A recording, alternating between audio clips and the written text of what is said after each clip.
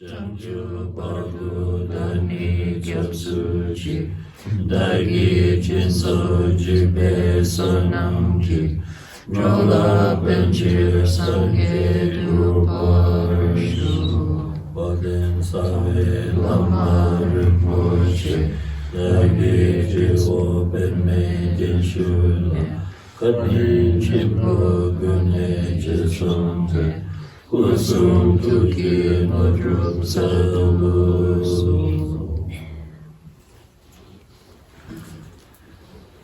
So, as April mentioned, the topic for this morning is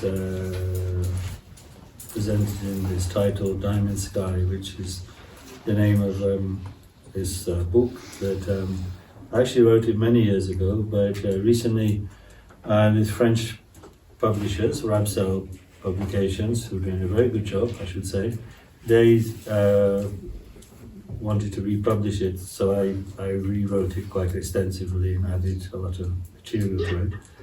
So it's the subtitle of the book is Preparing for Vajrayana.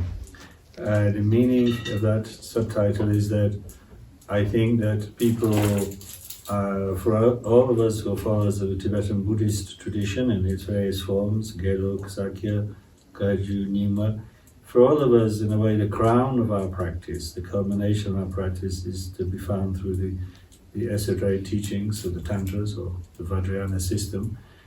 But we need to have an intelligent approach to that. We need to have an approach which is founded in the basic teachings of the Buddha, because otherwise to encounter the very powerful and transformative methods of the Vajrayana without having the sane foundation of the fundamental teachings of Buddha given in the common teachings, so to speak, Vajrayana will not work for us. It may produce some kind of temporary experiences or sensations, but it will not be, as it's supposed to be, the best of all ways, the swiftest of all ways, the Buddhahood, the achievement of benefit for all sentient beings.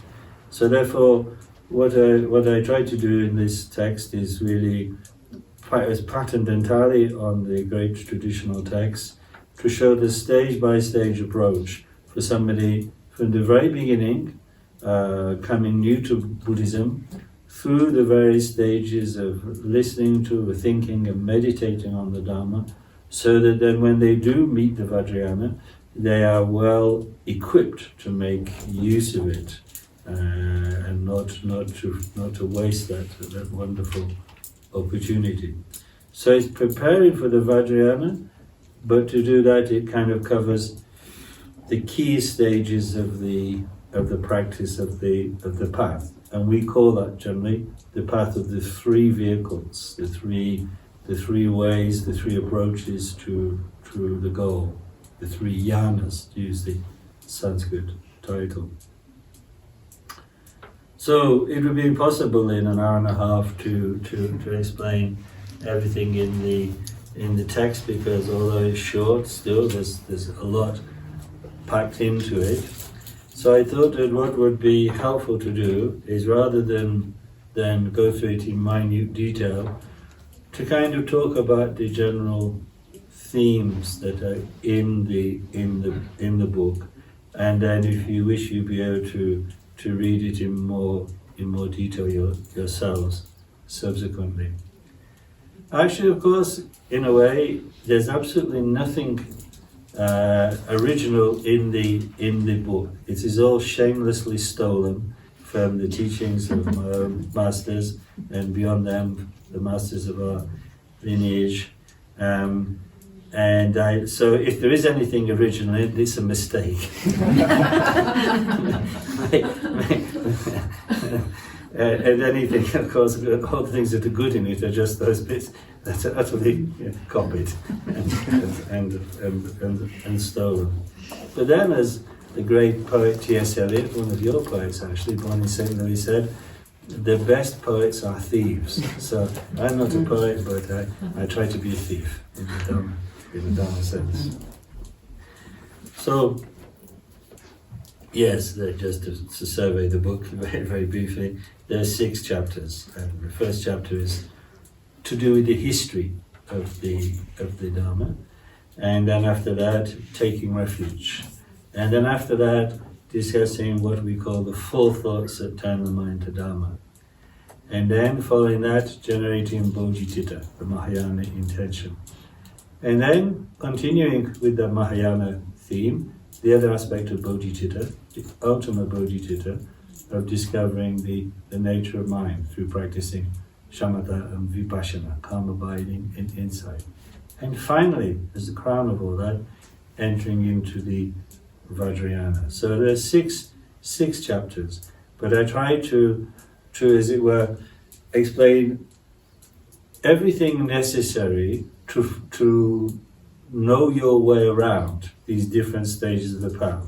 So that when you meet other lamas and receive more extensive teachings, you at least know what landmarks to look out for, what things to expect that you'll encounter and have further, more detailed teachings on.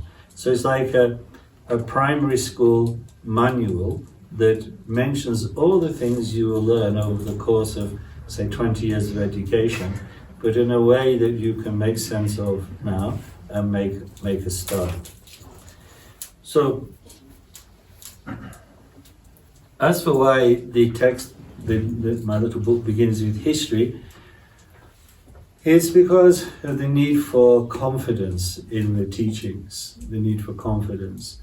It's said in one of the sutras that just as a seed that is burnt can never give rise to fruit, so in the mind of somebody who lacks confidence in the teachings, no positive result will ever grow. So we need to have some kind of confidence. Now, of course, confidence or faith needs careful explanation, because it would be easy to confuse them with blind faith, or blind faith just based upon the charisma of somebody, or just excitement about something. In Dharma, faith means a well-founded faith or confidence that has the elements of inspiration in it, the elements of wishing to acquire the qualities that we see in the Dharma, and most importantly, conviction. That means a faith which is based upon reasoning and which therefore gives us a certainty that the teachings are true. Now, one of the key things in developing such faith is to have some knowledge of where the teachings come from, what is their source, and who passed it on, and how it came down to us. It's rather like, and this is especially important, of course, for us Westerners who are encountering the Dharma very, very recently. We need to have a sense that it comes from, we need to have a confidence that it comes from authentic sources, that it wasn't just something cooked up in a factory 3 years ago, like some kind of special New Age spiritual factory machine which made the teachings up. The teachings that we are lucky enough to have encountered, have an enormous long pedigree, going back to the source itself, which is Shakyamuni Buddha, the enlightened one, the one who developed true insight into the nature of reality, and with his matchless compassion taught the way to enlightenment for everybody who followed. So the fact that we are part of a chain, part of a link that goes back to Shakyamuni, or we become part of a link or a chain when we encounter the teachings, is a very necessary foundation for having confidence.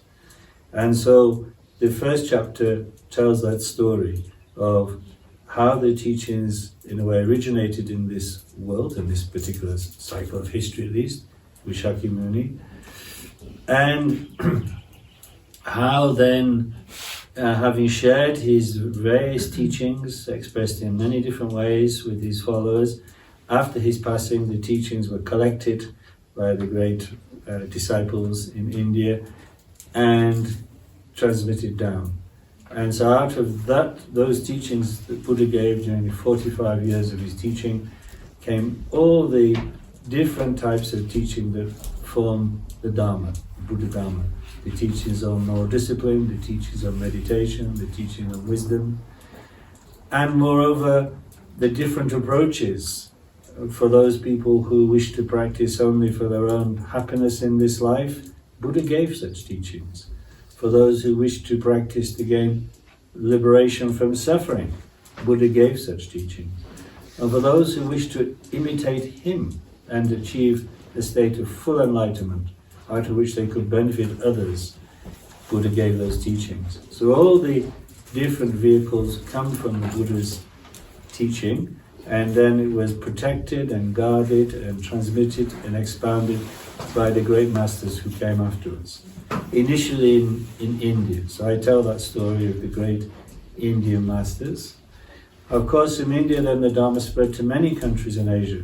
But for us, not disregarding those other countries, but for us the key source is Tibet.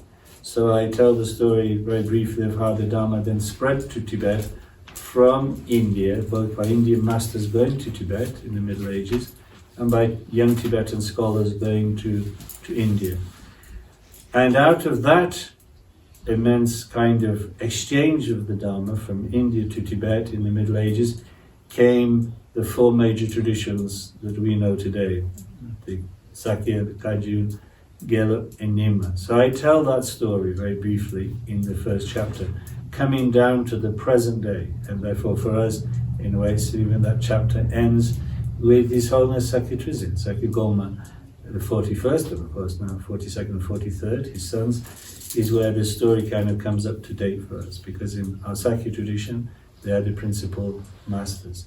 So all this I tell in the first chapter, not to provide just cold facts, but so that one can feel, wow, I'm part of this chain. I'm an ordinary American or ordinary English person, ordinary German, whatever I am, but I'm part of this living chain of transmission of the Dharma. And if I practice the Dharma wholeheartedly, if I receive it fully from my masters, and if I practice it wholeheartedly, there's no reason why I shouldn't develop the same qualities as my predecessors, those Tibetan men and women and Indian men and women and so on, who went before me in this way. So that is like to say to us, the first chapter say to us, what a wonderful gift we have, what a wonderful position we're in, and how grateful we should feel that our masters and those masters who went before, the lineage lamas, and all ordinary men and women too, helped to contribute to keep the Dharma going. We are so grateful to them, and now we must make use of this opportunity. So that is what the first chapter is about, and why it's to kind of create that sense of confidence. Now, how do we enter into the Dharma? Why should we enter into the Dharma anyway? Why should we do that? Why should we practice the Dharma? Because, well, in a way, a very simple answer would be because we want happiness. Of course, happiness turns out to be very complicated when one really examines it, as one should, from a Dharma perspective. But I think initially, most of us, it's because we feel there's something disordered in our lives, perhaps in the world also, and we want happiness. Now, of course, there are many answers to the question of where does happiness come from. Different philosophies, different religions have their answers to this question. But for us in the Dharma, the answer is actually that it is the mind. That the source, both when we really examine the situation, the source of both happiness and the suffering from which we wish to be freed is actually the mind itself. The mind is the basis. As it says in the one canto, the mind is the king of all creators. And both happiness and suffering, both nirvana, the state of complete liberation, and samsara, our present situation, revolving in suffering, they come from the mind itself. They're based upon the mind itself. So the approach of Dharma is not to look for happiness and freedom from suffering in external sources, in material things, for instance, in rearranging material facts of the world, nor is it in kind of developing a relationship with some external superior being, but rather it is in looking into the nature of mind itself, because only there will we put an end to suffering and bring about authentic happiness, contentment, peace, wisdom, compassion, and so on. All those qualities will only flower when we look into the mind itself. But one might say, but my mind is very dull, very afflicted by all kinds of negativities, all kinds of disturbing emotions, and so my mind is really just a source of suffering. It's not in any sense going to be the source of happiness, let alone those wonderful qualities of wisdom and compassion, which you mentioned.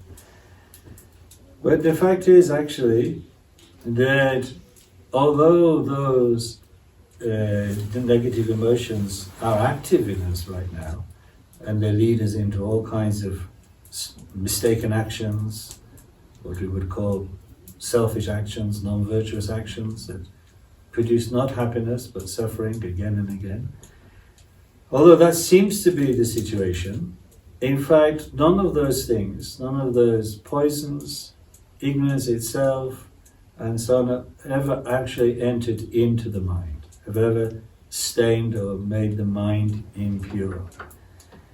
In fact, the mind is just like the sky, in the sense that clouds can arise in the sky, even planets can arise in space, galaxies can arise in space, but none of them affect the fundamental spaciousness and purity of the sky, of space.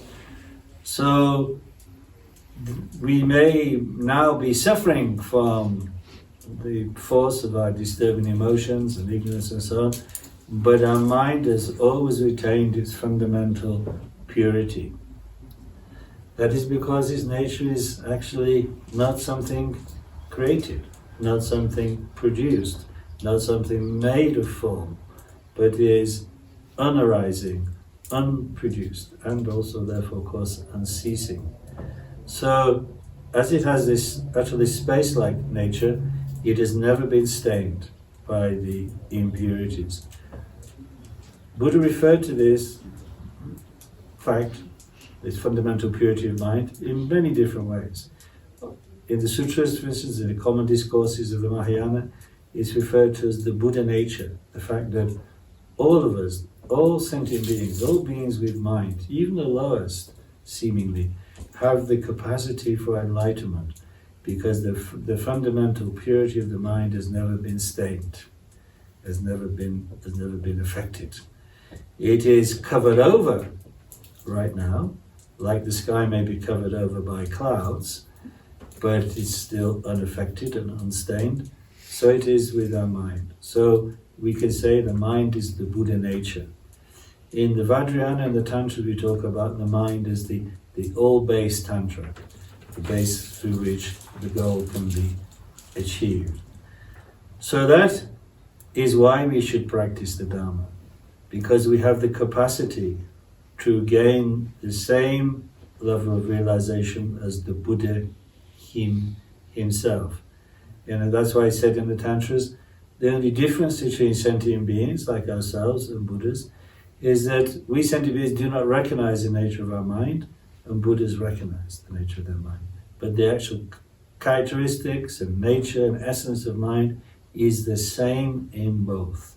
It is just that we believe in the clouds that obscure our mind, we take them as real, and we act out of that misconception with aggression and passion and confusion and all the rest, and therefore create suffering for ourselves. The Buddhas long ago saw that those clouds were non-existent and rest in the natural purity of their mind. But that natural purity that a Buddha has and we have is one and the same. So we should have just as we should have confidence by realizing that we've connected with the lineage of pure Dharma teachings, so we should also have confidence through realizing we have the potential for Buddhahood. No matter how low I've sunk, no matter how confused I've been, no matter how far I've wandered from goodness and virtue and spiritual practice, the capacity is in me, undiminished. So therefore the very first step in the Dharma path is in a way acknowledgement of that fact that we can achieve Buddhahood. And that first step is what we usually call taking refuge. Taking refuge. So chapter 2 of my book is really about that. It's about taking refuge, with this sense that ultimately we have the potential for Buddhahood. So then, knowing that, we can make the first step on the path, which is to go for refuge. Now, of course, the term refuge, going for refuge, is perhaps a little funny, a little odd.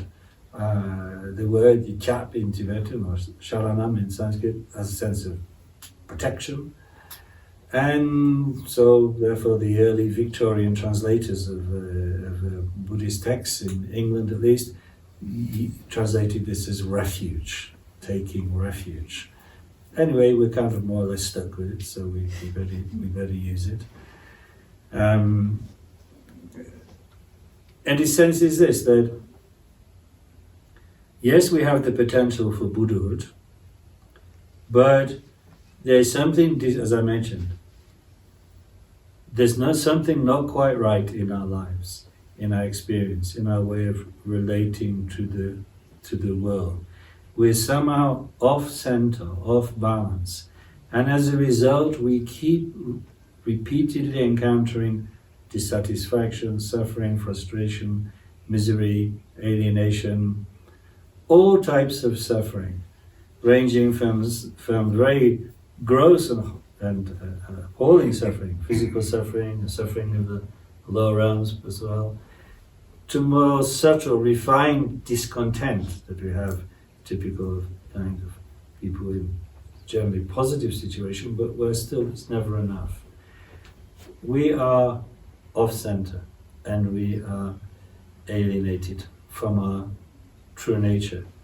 And so we need to start, we need protection to get balanced. And that protection is going to be provided by the three jewels. The Buddha, the Dharma, and the Sangha. Because we've come to this point, we've tried many things probably, we've tried all kinds of systems, and of course when we think about beginningless lifetimes, it means we tried billions, countless billions of systems to make things right, to bring an end to suffering, to find eternal happiness, lasting bliss. But obviously none of them have really worked. But now at this point, thinking once more about this, we've come to realize that for us, the best of all teachers is none other than the Buddha himself. The Buddha. Because in his teachings we find a totally accurate diagnosis of our situation, afflicted by suffering, and the cause of that suffering is none other than our self-clinging, our clinging to a fictional identity, which clinging to its fictional identity of self stimulates the poisons of desire and hatred and confusion and so on, which stimulate karmic actions in which we try to seize from the world that which we think will make us feel secure and obliterate that which makes us feel frightened and in danger of being overcome. Buddha diagnosed all that in his teachings and proposed the method of becoming liberated from it by cutting through the fiction of self, through hearing, thinking and meditating. So simply put, we've come to the position, understanding that Buddha is the best of all teachers. So we take refuge in him, meaning we rely on him and rely upon the method he taught, the second jewel, the Dharma. The Dharma, which is comprised of his teachings and of our experiences on the path, that arise as we put his teachings into practice. And to assist us with the practice of the Dharma, we take refuge in the third jewel, the jewel of the Sangha. In our tradition, the Mahayana tradition, the best Sangha are the Bodhisattvas, the Bodhisattvas who've achieved definite states of realization, the noble Bodhisattvas. They are our Sangha. In ordinary terms, the Sangha is the monastic community, but in a specifically Mahayana way, the best Sangha is the Bodhisattva Sangha. So those are our three jewels. We take refuge in the Buddha as our teacher, the Dharma as our path, and the Sangha, both the men and women now, the male and female Bodhisattvas now, and those who went before us in the past. They are our companions, our the ones who will help us in the practice of the Dharma. Those are the three refuges. Taking refuge in them, deciding that from now on we'll rely upon them and not on other sources of protection, is what makes one a Buddhist. But essentially, the ultimate refuge which they symbolize is nothing other than the Buddha nature itself, the true nature of mind, which dwells within all beings. The Buddha is merely the one who points that out to us. The Dharma is a method for looking into it, and the Sangha are the ones who encourage us to look into it. So finally, the ultimate refuge is the timeless Buddha nature, or Dharmakaya, the true nature, the true body of the Buddha, which is the true nature of the mind of all sentient beings. So we're going, in a sense, to an external refuge, but that external refuge finally is not external. It's our mind, its true nature. That is the initial step on the Buddhist way.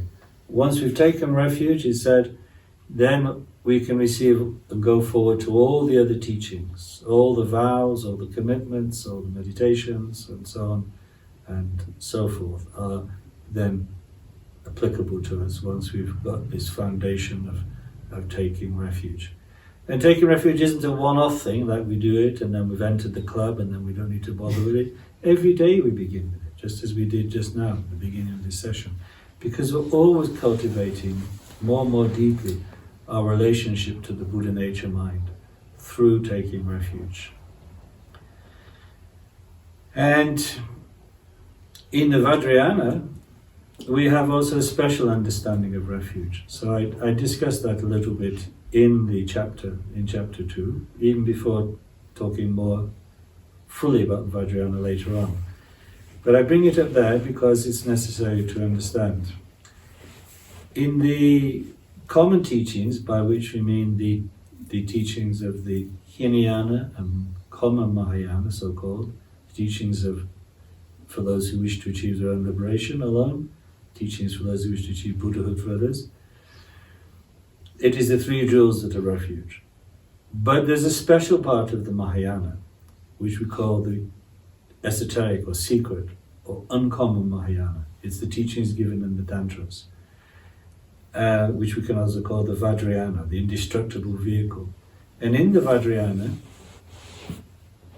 it is the Lama, our Lama, the one who gives us the initiations and the Tantric teachings, who we see as, in a way, the direct embodiment of the three jewels. This is a very special teaching and needs a lot of careful explanation. But yes, in the Vajrayana we have a fourth refuge, which is none other than the Tantric master himself or herself, our actual Tantric teachers.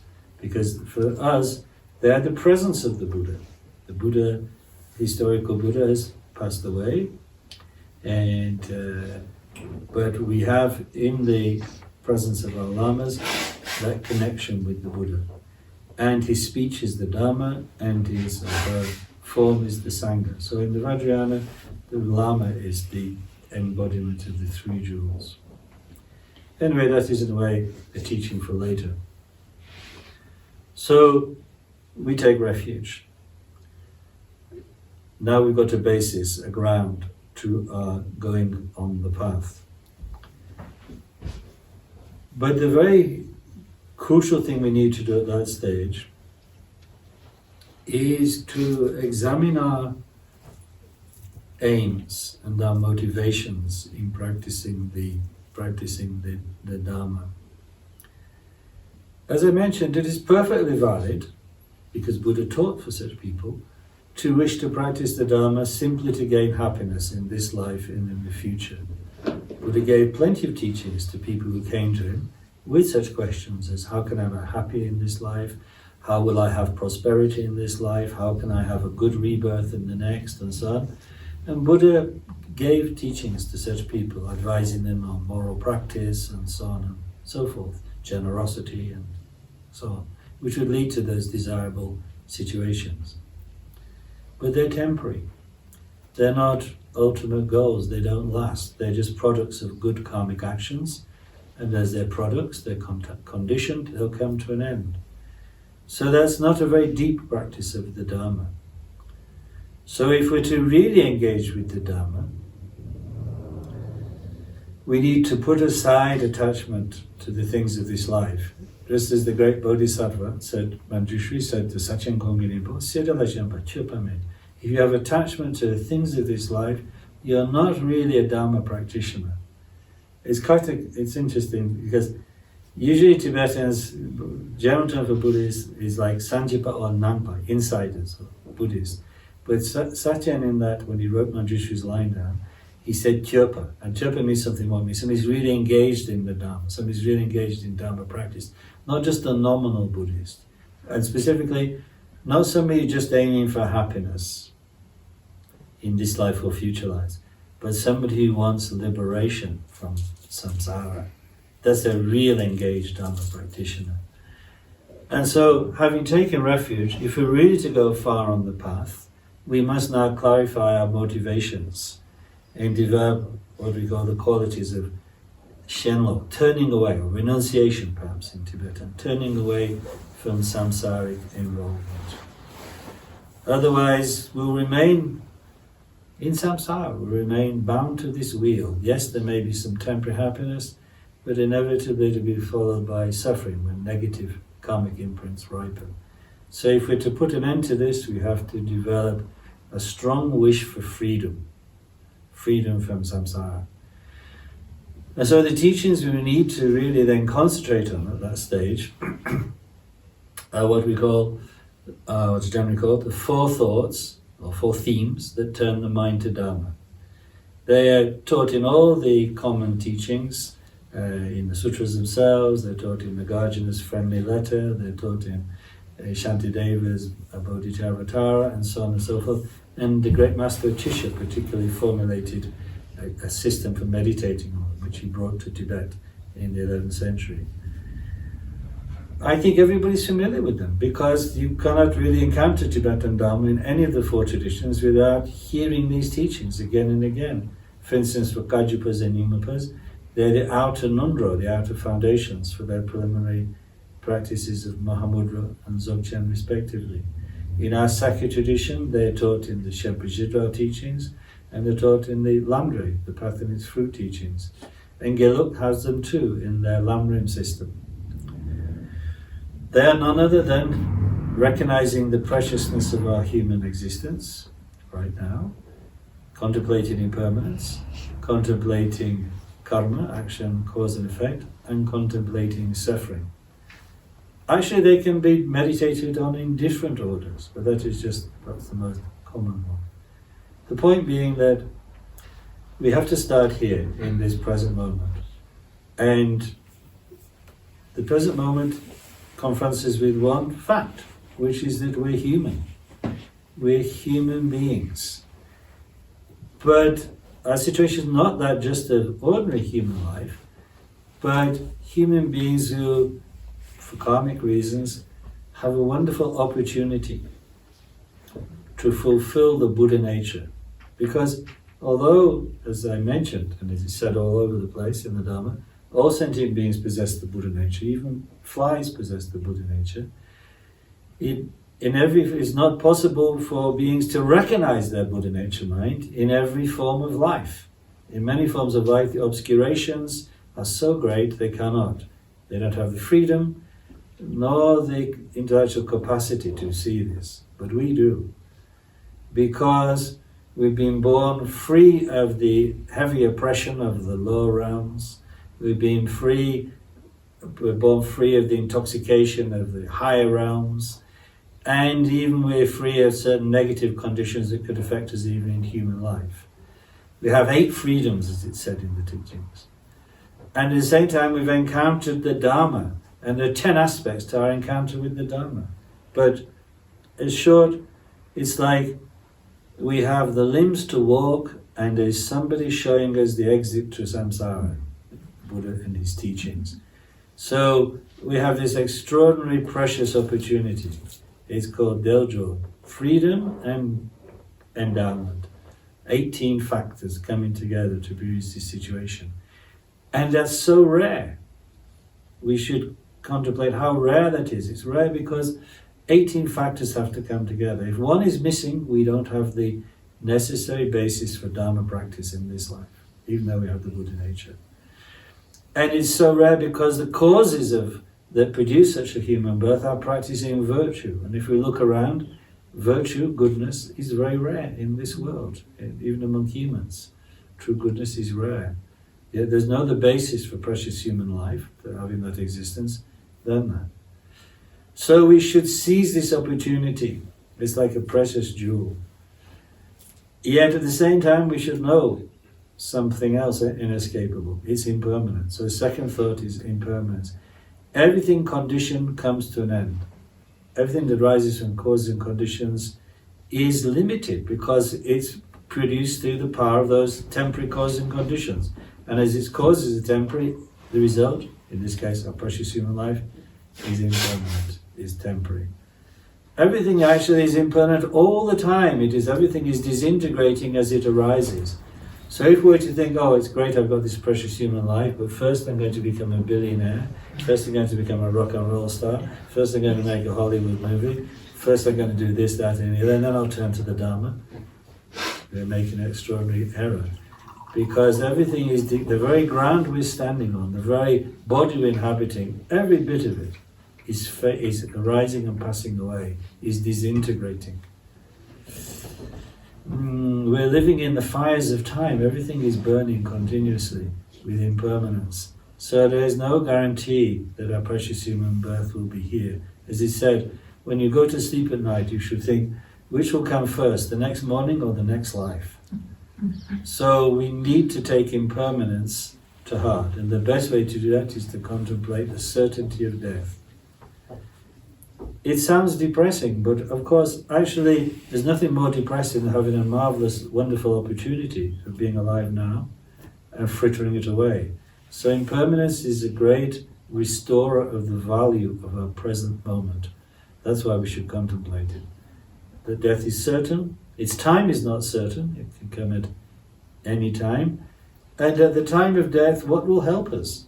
Our material possessions, we can't take them with us.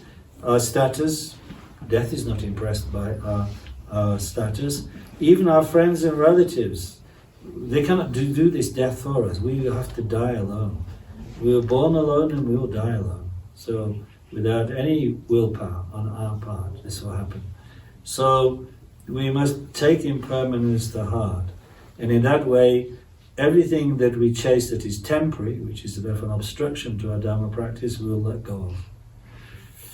And we need to add to that 2 further thoughts, karma and suffering.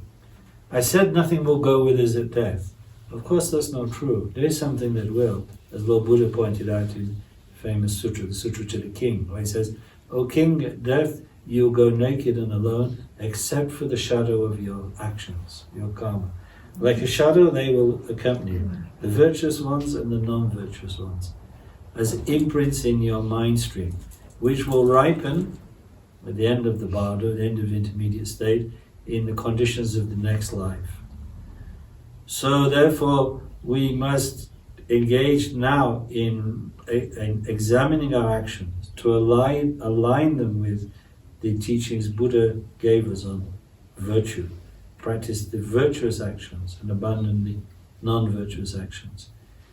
And to understand what is the difference, we can remember what Nagarjuna said in the Ratnavali. Non-virtuous actions are those that arise from the motivations of desire, hatred and ignorance. Virtuous actions are those that arise from the contraries to that, from minds that have overcome desire, hatred and ignorance. So it is motivation which is key, which again takes us back to how mind is the basis of all things. We might be interested with the deep, profound Dharma teachings on emptiness, on Mahamudra and Vajrayana and so on, but if we ignore the teachings on virtue, on karma, we have no foundation. That's why Vasubandhu says, only on the basis of having moral discipline should you practice hearing, thinking and meditating. And Nagarjuna says, in friendly letter, virtue, moral virtue is the basis of all things, like the earth is the basis for everything that lives on it. So we need to take karma extremely seriously. And the final, fourth teaching in this collection of four thoughts is suffering. Wherever we're born in samsara is suffering. It's like you finally have to realize you're in a prison. Because only when you realize you're in a prison do you think of the idea of freedom. And we're in a prison. We are our own jailers. We put ourselves into this jail day in, day out, life after life, through our disturbing emotions and karmic actions. But until we know we're in a prison, we'll continue to inhabit it. And what we need to do is see the conditions of this prison. And its condition is that everywhere within it is pervaded by suffering. So even parts that we thought there's no suffering there, suffering will reach us there. Suffering exists in every nook and cranny of samsara. Every nook and cranny. There's no exempt from it. So that's why we talk about three types of suffering. Suffering of suffering, the suffering particularly of the lower realms. Well, we've been, of course, countless times. We've been to hell countless times because there have been lifetimes when, at the end, aggression, the imprints of aggression have matured in our mind and created the experience of hell for us. Ghost realm, where we have the suffering of deprivation. That's another type of suffering. Animal realm, where we're dominated by ignorance and cannot freely choose, cannot practice virtue. These three lower realms are called, the suffering there is called the suffering of suffering, because it is the only happiness they have is when it comes to an end. We, by contrast, in the higher realms, the human realm and the God's realm and so on, our characteristic suffering is called the suffering of change. Because when it comes, initially it's happiness. We have happy situations. But inevitably, as they depart, they leave behind suffering. Because even if we do find something that seems to satisfy us, whether it be a person or an object, a status or whatever experience, it ends. And therefore, it leaves behind disappointment, frustration, misery, and disillusionment. In short, suffering. Even the God's realm, like it said, Indra will become a servant of a servant. King of the desire around gods descends to that level. And even Brahma, the chief god of the pure realms, he goes to, or she goes to hell at the end of their life. So there is nothing permanent in samsara, and so therefore there's no land of permanent bliss, no situation of permanent bliss. And all of those two types of suffering and suffering of change, are based upon the subtlest of all sufferings, the suffering of conditionality, are very grasping at these aggregates of body and mind as if they're real self. Because that pits us against reality. In a struggle we always will lose. Because there is no abiding reality in the self. To cling to it is to be ever in tension with, ever opposed to reality. So we need this thorough detox, so to speak, of seeing what is the nature of samsara through the four thoughts to become real mature religious practitioners, unshakable religious practitioners, whose aim is liberation, who know they're in prison and want the way out. And the way out is provided by following the instructions given by the Buddha. Now, at that point, there comes a kind of division of practitioners. A point of wishing for liberation, of having devout renunciation, turning away. Because now the question that should arise in our mind is, for whom am I doing this? Yes, now I understand the purpose of Dharma. The profound purpose of Dharma is liberation and not mere temporary happiness. But for whom am I striving now?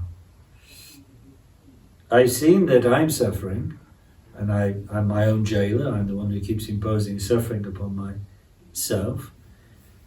But isn't it the case that there are other beings also in this jail with me? Isn't it the case actually there are countless beings in this jail with me? So it's like at this point we should look up. Until now we've been mainly concerned with our own suffering, but that is in a way a blindness, and in a way a form of self-centeredness. Now, self-centeredness is the very clinging to this fictional self is the very reason we're in the prison of samsara. But here comes this subtle point. Even the thought of liberating yourself alone from samsara, for understanding the spiritual path to be about my individual liberation, is still in a way to affirm self, is still to be thinking within the framework of self, of self-interest, of self-centeredness. And especially that's the case when, if I really think now about this, and consider all those beginningless lives that I've been circling in samsara through, finding suffering and not happiness, I'll understand that actually I've been connected with all sentient beings in those past lives. Yes, one might say, but it says in the Avatamsaka Sutra, as the end of space is endless, the number of beings is endless. That's true. But samsara is beginningless. So there's been all the time in the world and more, infinite times more, time to have been connected with everybody. And we have. In one specific way, we've been the child of every sentient being in samsara. Not just once, but innumerable times. True, we've also been the father or mother of them too. But it's good to think of this relationship particularly. Because if I do think of that relationship that I've had, that I benefited from innumerable times from all sentient beings, how can I think of freeing myself from this prison alone? As Jason Drapajasa says, how hard-hearted to think of just liberating yourself from samsara alone when all sentient beings are your mothers, have been your mothers in innumerable previous lives. So that is the consideration now which should arise in us. And this will make the division between those practitioners who are following the Hinayana, the limited way, or Shravaka vehicle, the disciples' way, and the Mahayana way, the great vehicle, or the Bodhisattva way. It all turns on that, our sense of connectedness with and indebtedness with all sentient beings. Those who take this seriously will go on to enter the Mahayana, rather than being content with practicing this path to their own individual liberation alone. So the arising of this intention to understand one's path in this way is summed up in the term Bodhicitta. Bodhicitta is a Sanskrit word, of course, which literally means something like thought or mind of enlightenment. And how it is this, and how we should develop it is like this. If I really understand this fact that all sentient beings are my mothers, I cannot possibly practice for myself alone. Even just this mother of this life, she has done so much for me, bearing me in her womb for 9 months, giving birth to me, protecting me when I was helpless, giving me education, showing me the world, and so on and so forth. Then to think, to ignore her needs, to think of myself, privilege myself and my practice alone, my spiritual needs alone, is impossible. So, in fact, when I think of her, I should develop this gratitude, this sense of indebtedness. It's natural for me to wish one thing for her, which is, may she have happiness. May she have happiness now, in body and mind, And may she have happiness in the future, meaning may she have the cause of happiness, which are that she lives a good life, she practices virtue. And that wish we call loving kindness. We call loving kindness. The wish that somebody has happiness and a cause of happiness. And when we extend it to others, as we must, because all beings have been our mothers, we're connected with all beings, it becomes limitless loving kindness. Semi in Tibetan, without boundaries, immeasurable, limitless. And it's not just limitless in extent to all beings now, for this time, but forever. We wish all beings to have happiness and causes of happiness forever. And this then should deepen in a second meditation, a second contemplation, which is compassion. Loving kindness is focused on happiness. And as I say, it arises naturally when we consider our interconnection or indebtedness with others. So does compassion. But whereas love focuses on happiness, compassion focuses on suffering.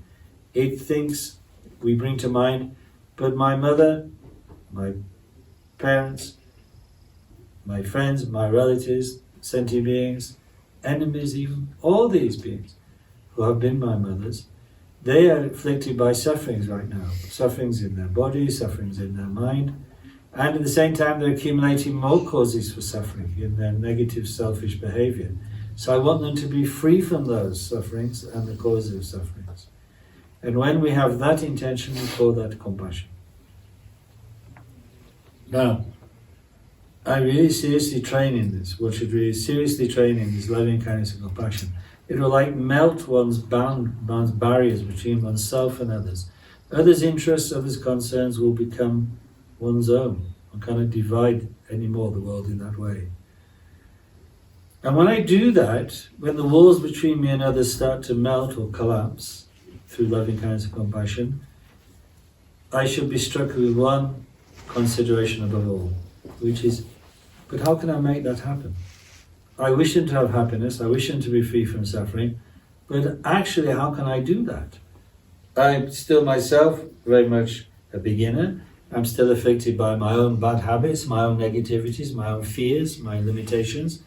I don't have any capacity to place others in happiness permanently, place them in freedom from suffering. In fact, when I look around the world, I don't see people like that. Even the practitioners, like Hinayana practitioners, arahats, and so they're not able to do that. Let alone gods, and so they certainly cannot do that. They're still imprisoned in samsara themselves. But a Buddha can. A Buddha, like the Shakyamuni himself, who has entirely stripped away self-centeredness, who's developed complete and utter wisdom that sees the true nature of all phenomena to be emptiness without self, that embraces all beings with impartial affection because it doesn't make a distinction between self and other, and that has the limitless power to carry out that wisdom and compassion. There's the 3 quarters of a Buddha. That is who can do it. And I have the seed of this in me because my mind is fundamentally pure. So if I resolve and set out to do this, to accomplish this transformation of my ordinary fictional existence into that of a Buddha, then I'll be able to benefit sentient beings. I'll be able to show them the way to happiness and the way to freedom from suffering, just as all the Buddhas, including Shakyamuni, all the Buddhas of the past have done. I can do what they have done. I can be like them. I can have that achievement. And that is Bodhicitta. Bodhicitta is loving kindness and compassion plus the resolve to become a Buddha. When that arises, as Shantideva says, when it arises like a flash of lightning in the dark night, suddenly it arises and everything is transformed. One might otherwise still be an ordinary person, still with limitations and difficulties, of course, but nevertheless one's whole orientation has changed. It's like there's been a revolution in one's heart and one's become orientated to Buddhahood. One is a bodhisattva, a being destined for enlightenment from that moment on. Yes, a very baby one, a very small one, with many limitations and difficulties to be overcome. But bodhicitta has arisen. We symbolize this arising bodhicitta in a formal way in the Mahayana, we're taking the Bodhisattva vow, the Bodhisattva ritual ceremony, in which we generate aspiration to become a Buddha and apply ourselves to do the practices that will lead to becoming a Buddha. Whoever, just as you're a Buddhist once you've taken refuge, so you're a Mahayanist when you've made the Bodhisattva vow, embodying your Bodhicitta, your wish for Buddhahood for the benefit of others. Now, that is the entry into the Mahayana path, the indispensable entry. But then one might say, but is then training in that sufficient to achieve Buddhahood? And the answer is actually no, it is not. Because although compassion is extraordinary, the compassion that motivates this type of bodhicitta, there's another aspect to bodhicitta which we must also develop, and that is the wisdom aspect, or the ultimate aspect of bodhicitta. Because even though we've got this open-heartedness now, open-hearted motivation, which so powerfully dissolves our self-interest, it doesn't cut through the subtle obscurations of ignorance. For that we need to develop clear seeing, insight into reality, in short, wisdom. And so, to train in the wisdom of the Mahayana, alongside the compassion of the Mahayana, those are the twin ways that will lead finally to Buddhahood in the future. So in chapter 4 of my short book, I describe the Bodhicitta, the conventional Bodhicitta, Bodhisattva vow, etc., etc. And then in chapter 5, I describe training in the ultimate Bodhicitta through meditating to develop wisdom. And the way to develop wisdom is through practicing the two stages of meditation: shamatha, calm abiding, and vipassana, or insight. Because as Shantideva says in Bodhicitta, knowing that the disturbing emotions are only overcome by a insight, and I must first of all begin with calm abiding.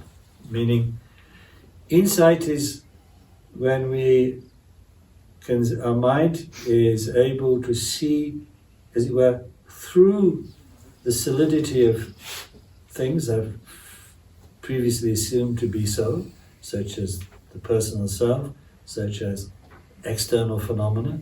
All these I impose a solidity on. I think they're real. Real me, real objects, real world, etc. But that is because my vision is distorted, is incomplete.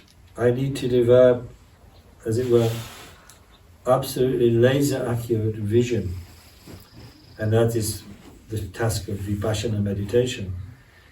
But I can't develop that clarity, that force and power, all-penetrating clarity of vipassana with an agitated mind. A mind that's, as mine is now, agitated by habitual ways of distorting emotions and disturbing emotions and concepts. My mind is just too agitated. It's like a surface of a lake or an ocean which is stirred up by the wind. There's no way I can see into the depths of that ocean or that lake when it's so agitated. So first I must bring stillness to mind. I must bring the qualities of one-pointedness and even settling. And that is the task of shamatha, or calm abiding, in the Dharma. That is its task. Sometimes people say, oh, one could start right away with vipassana. But in the Mahayana teachings, we don't feel that is the case. Always we teach first shamatha, then vipassana, and then unite the two phases of meditation. So in chapter 5, I explain the obstacles to shamatha, the remedies to those obstacles, and then go through what are called the 9 means of settling the mind till it reaches the stage of even settling.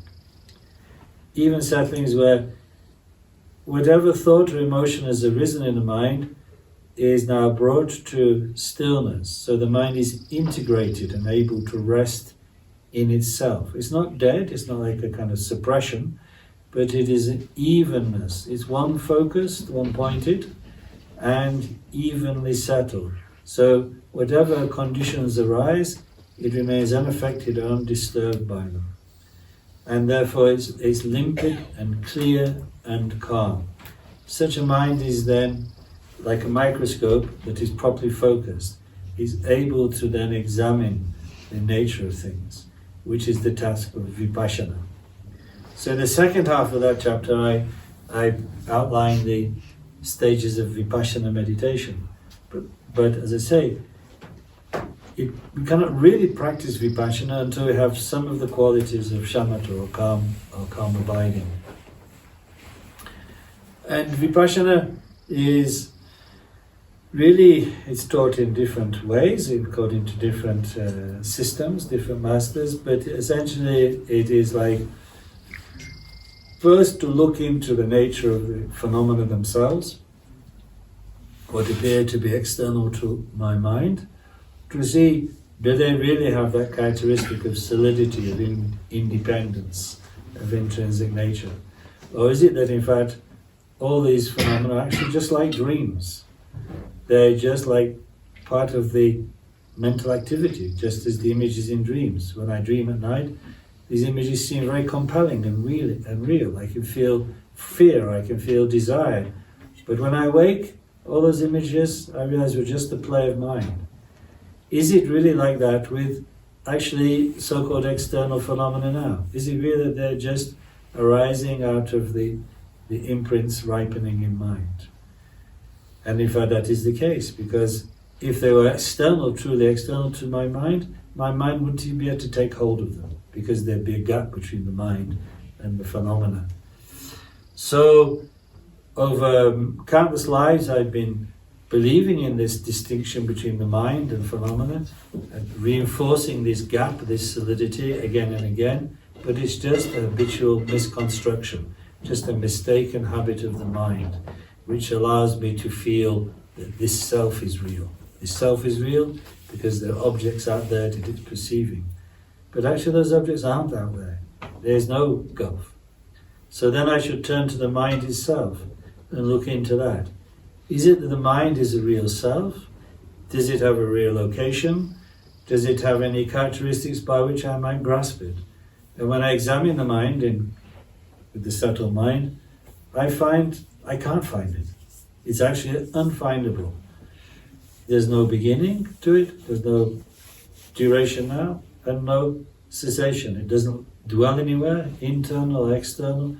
It has no shape, no color. It doesn't pervade space in any way whatsoever. It's unfindable. Yet, it is not a nothingness, it's not a non-existence, because through mind all appearances arise.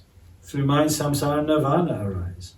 So mind is beyond grasping at something as existent, but is not a non-existence. We call this unelaborated, or todral in Tibetan, meaning the nature of mind is beyond all extremes. Right now, until now, we've been orientating ourselves always through our concepts. This is this, that is that. This is me, that is you. This is self, that is other. This is high, that is low. But these are just impositions which make us feel secure. There's nothing really there that corresponds to them. In fact, the nature of reality, the nature of mind itself, is beyond all grasping, beyond all birth, beyond all death, beyond all coming, beyond all going.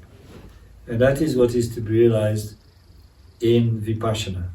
This we call the middle way view, the Uma view, beyond all elaborations. So if we practice these two types of bodhicitta, conventional, compassion, ultimate, wisdom bodhicitta, we are collecting the causes that lead to Buddhahood in the future. And that we call the common Mahayana path, the ordinary or common or paramita perfection path of Mahayana. But if we wish to gain Buddhahood more quickly than that, motivated by the same compassionate motivation of bodhicitta, then if the conditions are right in us, we have right characteristics as a student, and we meet qualified Vajrayana masters, then we can enter into the uncommon Mahayana, the Vajrayana, the Tantric teachings, through which we can accomplish Buddhahood very, very rapidly. Even for the greatest of disciples within just one life of practice, as it was for the great yogin Jesam Milarepa. So this is the uncommon Mahayana, the Tantric teachings. You see, that is the point. The Tantric teachings of the Vajrayana only make sense, only have the true nature is only revealed when one understands them in this way. It is a special way to fulfill the Mahayana aspiration to become a Buddha for the benefit of others. It's not therefore something separate from Mahayana. It's not something contradictory. It's not something that can be practiced on its own. In fact, the Vajrayana depends upon all the qualities of the renunciation from the Hinayana, and the qualities of compassion and wisdom from the Mahayana. You need to have the Bodhicitta motivation, you need to have the Madhyamaka view from the common Mahayana, and then you can effectively practice Vajrayana. Because there's nothing in the Vajrayana teachings which contradicts this. There's no greater compassion than that of the Bodhisattva. There's no greater wisdom than that of the unelaborated nature of mind taught in the common Mahayana. But in the Vajrayana we have special means for swiftly realizing, swiftly developing these understandings and these qualities. And that is because the standpoint of the Vajrayana is once again the fact that, in fact, the nature of the mind of sentient beings and the nature of Buddha's mind is actually not essentially different. It is like, we could compare it to like some copper. Like if you take the example of copper, out of copper you can make many things. You can make kind of very base things, like for instance food bowls for animals, or you can make jewelry, very pretty jewelry, or you can make Buddha statues. But the copper has never changed. The copper remains copper in the animal feeding bowls, the jewelry, and the Buddha statues. Same with the true nature of mind. The true nature of mind, the all-based Tantra as we call it, or the Buddha nature, is the same in sentient beings like us, but it's temporarily covered by clouds. But its nature is not impure. It is the union of emptiness and clarity, or emptiness and awareness. In those who are on the path, bodhisattvas, it's not changed. The bodhisattva's mind has not become more pure, and not become more empty, more clear. It is the same, but the obscurations are beginning now to be removed. And in Buddhas, the nature of mind has not improved. It has not become more pure, more clear, more empty. It is the same as it was at the very beginning, just like with the copper. So, in the Vajrayana, we take that reality of mind nature as fundamentally pure as the standpoint of practice, the way we practice. We practice in a way by making the goal, the fruit, that which we aim at, Buddhahood, our very method of practice. And rather than this being a fantasy or just an imagination, like somebody who is poor pretending to be a millionaire, which is laughable, this is not laughable, because actually we are fundamentally Buddhas, because the nature of our mind is fundamentally pure. So it's not like the pure man dressing up to be a millionaire or billionaire. Actually nowadays I know millionaires are poor, aren't they? You live long enough, everything ludicrous comes to pass. You'll see, if you haven't already. Who would ever believe the things that we see in the world today? Anyway, you must forgive old men ranting about such things. Just another manifestation of suffering, I guess. So, this is the point. We practice making the fruition into our path. But how? Through the receiving initiations, because the primary method of Vajrayana, the only way we can practice it and we can enter it, is through receiving initiations. Because an initiation is when the Vajrayana master creates the dependent connection, as we call it, the tendril, between our present state and that of a Buddha. He or she does that through the rituals of the initiation. In the major initiation, in fact, our 5 aggregates are ripened. The seeds of the 5 Buddhas are placed in our aggregates, through the 5 aggregates, through the major initiation. And even in the lesser initiations, such as permission initiations, the Lama establishes through the ritual a connection between our body, speech and mind and that of the Buddha that we're trying to cultivate. So in the Vajrayana, it works once initiations have been bestowed, because then we can practice the meditations in which we meditate on our body, speech and mind as that of the deity, which it truly is. But the key to experiencing in that way has been bestowed upon us through the initiations of the Lama. So, like Sapan says, like Sakyabanda says, just as there's no way to be a monk without the doorway of ordination from an abbot, and no way to be a bodhisattva without the bodhisattva ritual vow ceremony, so there's no way to practice Vajrayana without the receiving initiations. So even though you can read books on Vajrayana, even like a bit about it in chapter 6 here, you cannot practice by books. You have to receive the direct initiation from living masters who can transmit them to you. And that is the crucial thing for entering into the Vajrayana. And then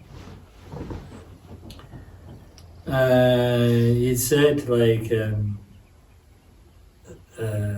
having received Vajrayana, initiations, then you, and the reading transmissions that give you access to the practices, the prayers and the practices and so on, and sometimes also a third type of Vajrayana teaching, tree, the guidance in methods of practice. Then you practice, have to hold the vows and pledges that you make in initiation. Because every level of Dharma practice has vows, commitments that we make. A vow is a promise to maintain a certain behavior or a certain outlook for a certain amount of time. Having taken refuge, for instance, we can take the individual liberation vow. If we want to take it in its fullest form, we can become ordained as monks and nuns. If we want to remain as lay people like ourselves, we can take from between 1 to 5 rules of training as the vow for our behavior, to maintain the behavior of abandoning harm to others. When we enter the Mahayana, we make the Bodhisattva vow, and again with that there's certain commitments. Most important, of course, being not to give up Bodhicitta. And similarly, when we enter Vajrayana, we have vows there. Now, vows is a funny subject, because one might think, oh, vows is like an imposition, and I'm a free spirit. After all of us who still remember the 60s, and by the way, I do, despite whatever I saw then. We were free spirits, don't tie me down, man. No vows for me. But actually, vows are amazingly great support, because they don't only protect you from getting into all kinds of scrapes, they do, but also they give force to your practice. That you've committed yourself to practicing in a certain way, to behave in a certain way, to view the world in a certain way, is really, really helpful. So in the Vajrayana too, we have vows and pledges.